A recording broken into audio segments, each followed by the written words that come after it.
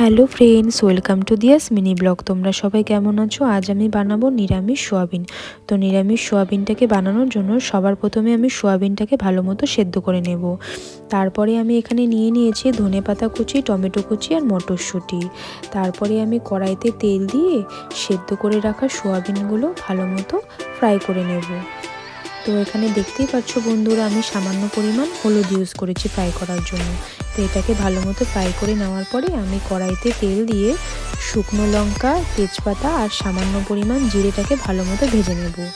তারপরে কেটে রাখা আলুগুলো আমি এটাকে লাল লাল মতো ভেজে নেব। তোমরা চাইলে এখানে পেঁয়াজ ইউজ করতে পারো, যেহেতু আমি এটা নিরামিষ সোয়াবিন বানাচ্ছি তাই আমি এখানে পেঁয়াজটাকে স্কিপ করব। তো আমি এখানে আলুটাকে ভালো মতো লাল লাল করে ভেজে নেব। তারপরে নিরামিষ সোয়াবিন বানানোর জন্য আমি এখানে মশলা নিয়েছি সামান্য পরিমাণ হলুদ গুঁড়ো, সামান্য পরিমাণ জিরে গুঁড়ো, সামান্য পরিমাণ ধনে গুঁড়ো আর সামান্য পরিমাণ কাশ্মীরি লঙ্কার গুঁড়ো। তোমরা চাইলে কাশ্মীরি লঙ্কার গুঁড়ো স্কিপ করতে পারো। আমি এখানে কালারের জন্য সামান্য পরিমাণ কাশ্মীরি লঙ্কার গুঁড়ো ইউজ করেছি। তো এই মশলাগুলোকে সামান্য পরিমাণ জল দিয়ে ভালো মতো গুলিয়ে নেব। তো দেখতেই পাচ্ছ এখানে আমার আলুগুলো অলমোস্ট লাল লাল করে ভাজা হয়ে গেছে। তো এরপরে আমি গুলিয়ে রাখা মশলাগুলো আলুর মধ্যে দিয়ে দেব। তো এটাকে আমি 10 থেকে 15 মিনিটের মতো ভালো মতন কষাবো। তো বন্ধুরা, তোমরা এখানে মশলাটাকে ভালো মতো কষিয়ে নেবে। মশলা যদি না কষা হয় ভালো মতো, তো রান্নার ভালো মতন স্বাদ হয় না।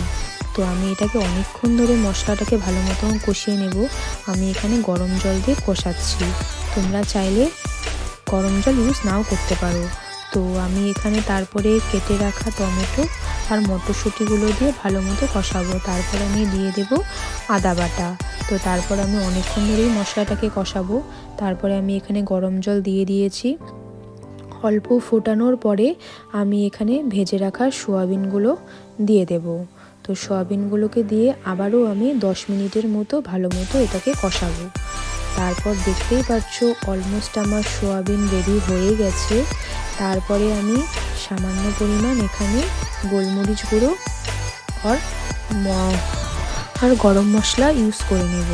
তারপরে নামানোর আগ দিয়ে অল্প ধনেপাতা কুচিয়ে দিয়ে নামিয়ে নেব। তো দেখতেই পাচ্ছ বন্ধুরা, আমার নিরামিষ সোয়াবিন রেডি। তো আমার এই নিরামিষ সোয়াবিনের রেসিপিটি তোমাদের যদি ভালো লেগে থাকে আমাকে কমেন্ট করে জানিয়ে দিও। কেমন? টাটা।